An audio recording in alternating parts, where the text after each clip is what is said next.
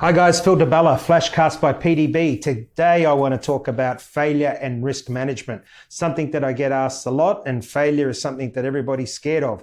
Very simple. We haven't failed until we stop. And I can't make it any clearer than that. We haven't failed until we stop trying. So the key is resilience. The key is to be very clear on where you want to be and don't stop until you get there. Now, it doesn't mean that you can't pivot and change direction and reinvent yourself. And sometimes you have to go backwards to go forward. Sometimes you go sideways to go forwards. But you don't stop, because the moment you stop is when you've truly failed. Now, risk management, I'm going to give you very simple a template that I use. Get comfortable with your worst possible scenario. What happens with risk is that people get nervous. They fear failure when they don't understand what the worst possible thing that can happen is going to be. Now, I'm going to take you back to 2002 when I started DeBella Coffee. It was very simple. I had worked very hard. I had a house paid off. It was probably worth about $130,000, $150,000 back then. And I then had $5,000 in savings.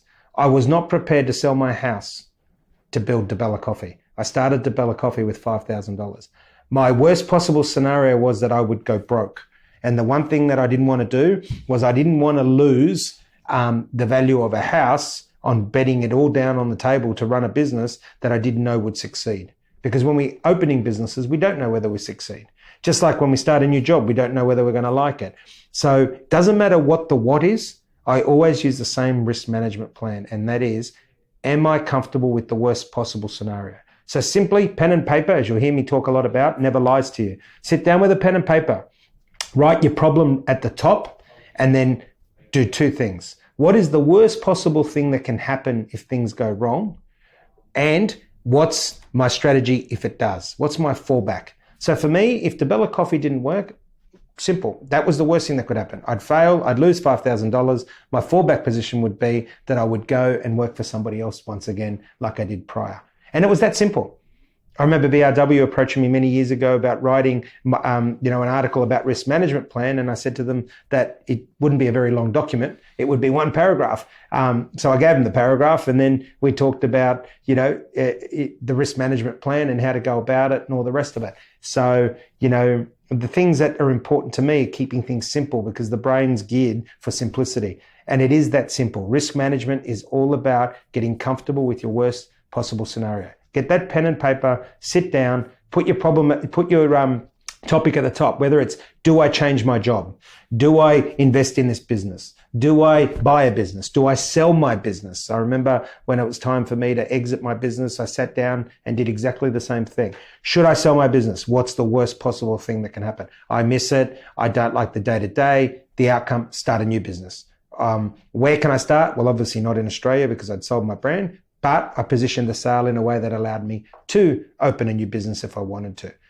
I can say that in my 15 years of owning businesses, that it is my go-to, and still is today, on risk management. It's also my go-to on parenting.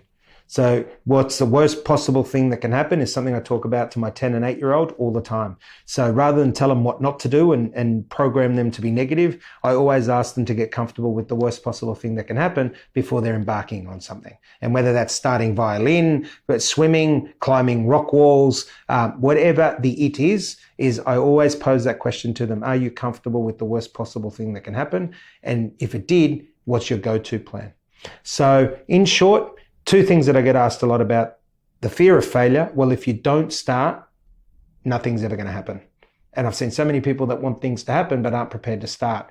What stops them from starting is that fear of failure. Remember that you only fail once you stop trying. Nobody does anything right with the intent to fail. It's not the way we're geared. But if you get consumed with the fear of failure, you'll never start. And if you never start, you can't achieve. So I've never seen anyone find themselves that's never started to look for themselves. So you need to make sure that you're prepared to start. And the best way to overcome that fear of failure is to get down with that piece of paper and pen and write down your risk management plan. Guys, it's all about being the best you can be. Make sure that you don't put limitations on yourself and accelerate your potential to the next level. Until next time, signing out.